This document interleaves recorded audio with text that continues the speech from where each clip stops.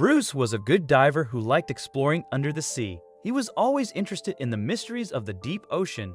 Once, when he was with a group of people exploring near California, they found an old airplane hidden underwater. At first, they were excited about finding something new, but when they went inside the plane, they felt scared because of what they saw.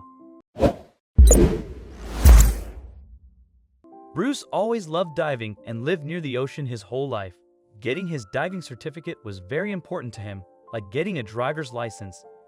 It helped him get a job as a diver and go diving anywhere in the world. Even though checking the ocean's reef and biodiversity was part of his job, he still enjoyed diving near California. He had done it many times before.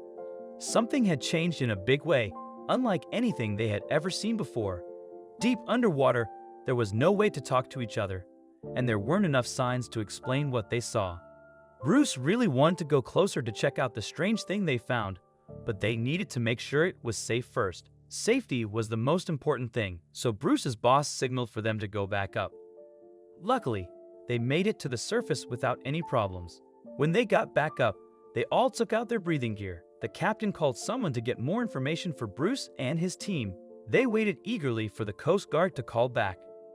When they did, Bruce was waiting nervously. The captain's face didn't show much, but he gave Bruce's boss, Jordan, a nod. The plane dates back several years, if not decades. It had been said that it had simply disappeared. The Coast Guard is unsure how it came to be on the Californian coast, but as long as we report back our findings, we are free to explore and study the object, the captain said. Bruce was giddy with excitement, but he had no clue what was actually waiting for him on the ocean's floor. In the early morning light, Bruce's team laid out their dive gear with ritual precision on the deck. As they began their descent, the azure blanket of the Pacific slowly darkened to an indigo abyss. Each breath Bruce took was a meditative step into history's depth, the plane's lore heavy in his mind. The first sight of the aircraft's silhouette against the sparse light from above struck the team like a chord. Circling the wreckage, the divers methodically surveyed the site. Bruce and Frank, poised at the aircraft's broken doorway, exchanged a glance that carried the weight of their task. The divers swam through the cabin, their lights casting long shadows behind the floating debris of lives interrupted. Amidst the silent cacophony of motionless chaos, they found personal belongings, wallets, jewelry, writing utensils, all preserved in the cold saline like relics of a time capsule. The stillness was poignant, interrupted only by the sound of their own breathing apparatus. The team couldn't help but be drawn to the artifacts that floated around them, evoking the era when the plane had last seen the sky. Handbags and hats pinned in 40s fashion, a child's doll with glassy eyes, newspapers with faded headlines discussing the stirrings of a world at war. Back on the surface, the air was thick with conversation. The discovery of the sealed door was significant. It turned their dive from a recovery to a potentially historic exploration. They knew the next steps they took could rewrite a chapter of history or close it forever. The crackling radio signal cut through the maritime air as Bruce relayed their coordinates and findings to the Coast Guard. The sun began its descent as a sleek gray vessel approached, cutting through the calm sea with authoritative speed. Its arrival was unexpected and unannounced, causing a stir. Among Bruce's team, the so-called insurance recovery team aboard communicated via radio, requesting information on the plane's location. Bruce, wary of the vessel's timely appearance and smooth facade, signaled his team to stay alert. Tensions escalated as the new arrivals hailed Bruce's team again, this time asking to board their ship for a routine check. Yet, they balked at providing proper credentials or specifying which insurer they represented. Their vague explanations and evasive answers led to heightened suspicion among the divers. Bruce, taking charge, instructed his team to secure the research and findings. "No one boards this ship without clear authorization," he declared over the radio. His firm stance made it clear that they would not relinquish control of the discovery or compromise the site's integrity. The mysterious crew's insistence only intensified the urgency of the situation, casting a dark cloud over the otherwise clear maritime skies. As night enveloped the sea, the so-called recovery vessel hovered like an uneasy shadow. Their vessel's floodlights cast long shadows underwater, betraying clandestine activity unsettlingly close to the aircraft's resting place. The diver's presence, ghostly and unwelcome, was a stark reminder that the depths held a lure for many, not all with pure intentions. His voice crackled through the radio, issuing a stern warning to the shadowy figures below to surface and identify themselves. But the only response was the muffled dance of their dive lights against the dark water. Dawn cast a gentle light on the Pacific as the suspicious vessel lifted its anchor, its silhouette retreating into the horizon.